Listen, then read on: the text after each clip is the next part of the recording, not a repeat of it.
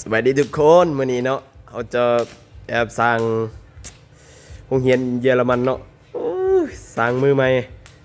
เป็นจะได้พี่น้องก็ได้เลยสร้างมือใหม่เดี๋ยวนี้โอ้สุดยอดเลยวิธีการจอดเขาต้องเอียงทูบ45 องศาเนาะวิธีจอดมันต้องเอียง45 องศาเลยจอดวันนี้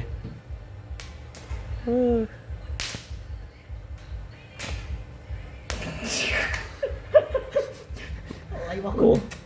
โอเคขนาดเว้ยสร้างเยอรมันนี่หลับตาจอดยังไงหลับตาจอดพันมา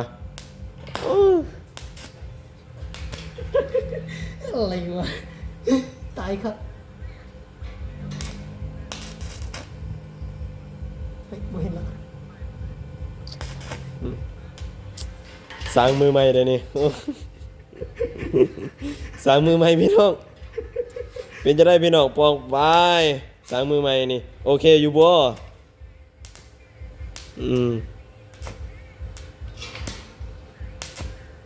สิแล้วว่ามื้อนี้นี่บ่สร้างแล้ว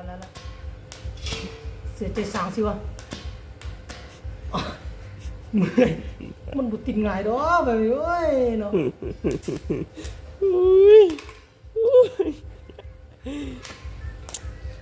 สร้างรถยนต์จากเยอรมันพี่น้องเอ้ยเป็นแนวได้บ่นี่ได้ออกเวียกตัวจริงนี่เป็นแนวได้เต้น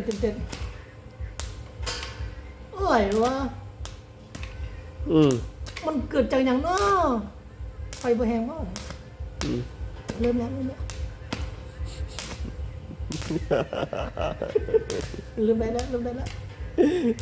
ถูกสิหมดดองหนึ่งจนนึงยังบ่ทันแล้วพี่น้องเอ้ยมันคือยังไงบทเรียนเหรอวะเฮ็ดแบบมืออ่อนๆแม่มันติดอีก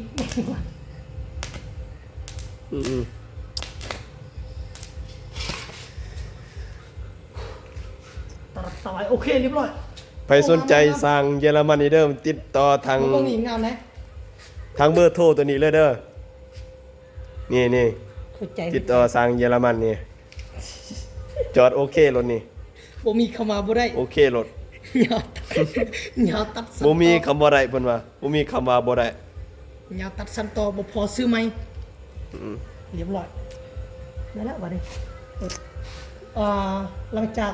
จอดแล้วอย่าลืมขอเด้อ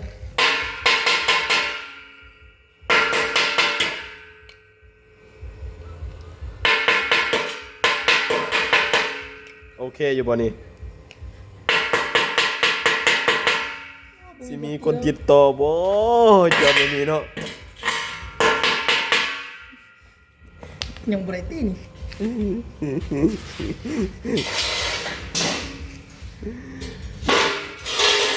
สร้างใหญ่ไพศาลเพิ่นว่า